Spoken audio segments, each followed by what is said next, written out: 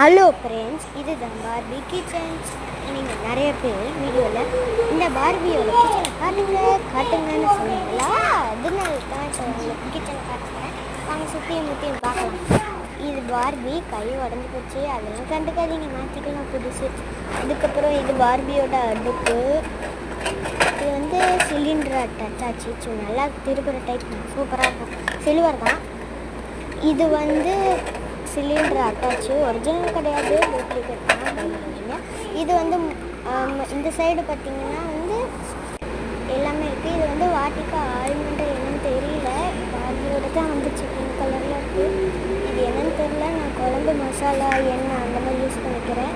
அடுத்து இந்த சைடு பார்த்திங்கன்னா பர்ஃப்யூம். கிச்சனில் பர்ஃப்யூம் வச்சுருக்கீங்களேன்னு கேட்காதீங்க. இன்னொரு பக்கம் நான் பர்ஃப்யூமாகவும் யூஸ் பண்ணுவேன்.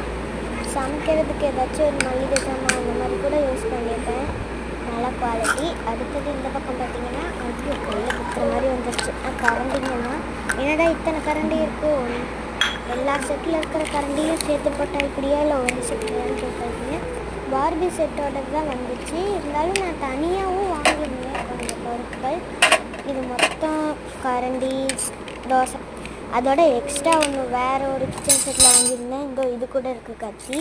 அதுக்கப்புறம் இது கரண்டி, அப்புறம் சில்வரு, இந்த சில்வர் அடுப்போட அப்புறம் குண்டாவும் அதோட தான் வந்துச்சு.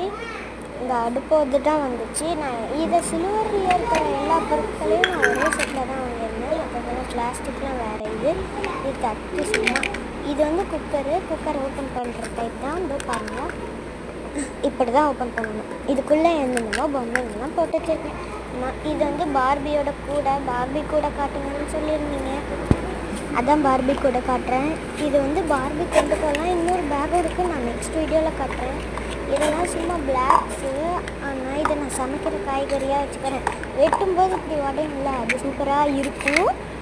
அதுக்கப்புறம் இது குண்டா, இந்த குண்டா சூப்பராக இருக்கும். இந்த குண்டாவும் அதே தான். அதுக்கப்புறமா என்ன பார்க்க போகிறோன்னா, இதுவும் கருப்பு குண்டா தான். இது கப்பு சூப்பராக இருக்கும். அட்டாச்மெண்ட்லாம் இது வந்து சும்மா பிளாஸ்டிக்கு, இது நல்லா இருக்காது, நான் தூக்கிட்டு போகிறேன். அப்புறம் இது வந்து இதை மூடிக்கலாம். சரி, அடுத்ததாக பார்க்க போகிறது பார்பியோட பெட்டு. இதுதான் பார்பி பெட்டு. இந்த பெட்டோட நேம் வந்து நான் அப்புறமா கமெண்ட் யாராச்சும் பண்ணிங்கன்னா அவங்களுக்கு ரிப்ளைவாக இந்த பெட்டோட நேம் சொல்கிறேன்.